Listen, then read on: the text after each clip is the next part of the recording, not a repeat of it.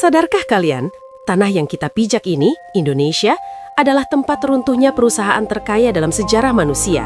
Bukan Google, Apple, atau Tesla. Namanya VOC, Verenigde Oost-Indische Compagnie. Dulu mereka sangat berkuasa, bisa memonopoli perdagangan dunia dari markas besarnya di Batavia. Mereka punya tentara sendiri, armada kapal perang sendiri, bahkan mencetak mata uang sendiri. Kekayaan mereka jika disesuaikan dengan inflasi hari ini, jauh melampaui gabungan perusahaan-perusahaan teknologi terbesar dunia. Mereka adalah raksasa ekonomi yang belum pernah ada tandingannya. Tapi di hadapan nenek moyang kita, di tanah subur ini, raksasa itu jatuh tersungkur dan mati. Lalu apa yang membuatnya bangkrut? Bukan karena kalah perang, bukan juga karena bencana alam. VOC hancur di tanah ini karena satu penyakit kronis yang menggerogoti dari dalam, yaitu korupsi. Para pejabat Belandanya gila hormat dan tamak. Gaji mereka mungkin kecil, tapi gaya hidup mereka selangit, penuh pesta pora dan kemewahan. Untuk mendanai semua itu, mereka memanipulasi pembukuan di kantor-kantor dagang yang kini jadi gedung-gedung tua bersejarah di Jakarta, Semarang, Surabaya, dan Maluku. Mereka mencuri aset perusahaan, melakukan perdagangan ilegal untuk keuntungan pribadi, dan memeras para pedagang lokal. Sistem yang seharusnya efisien menjadi sarang penyamun berdasi.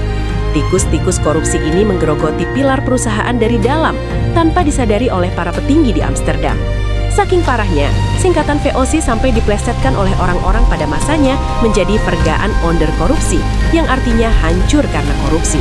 Bayangkan, Nusantara menjadi saksi bisu bagaimana sebuah institusi dengan modal tak terbatas dan kekuatan militer yang dahsyat akhirnya berlutut tak berdaya. Semua kekayaan dari rempah-rempah Maluku, teh dari Jawa, dan kopi dari Sumatera tak mampu menyelamatkannya. Pada tanggal 31 Desember 1799, di tanah Indonesia inilah VOC resmi gulung tikar dengan meninggalkan utang yang luar biasa besar mencapai 136 juta gulden. Sebuah angka fantastis yang menjadi bukti betapa busuknya sistem yang mereka bangun. Sejarah telah mencatat dengan jelas, Indonesia adalah kuburan bagi keserakahan VOC. Raksasanya memang sudah mati ratusan tahun yang lalu. Tapi pertanyaannya sekarang, apakah hantu korupsinya masih gentayangan di antara kita?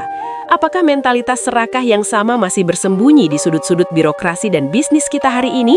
Jangan sampai kita, sebagai bangsa yang telah merdeka dengan susah payah, malah melestarikan kebiasaan buruk penjajah yang akhirnya bangkrut di halaman rumah kita sendiri.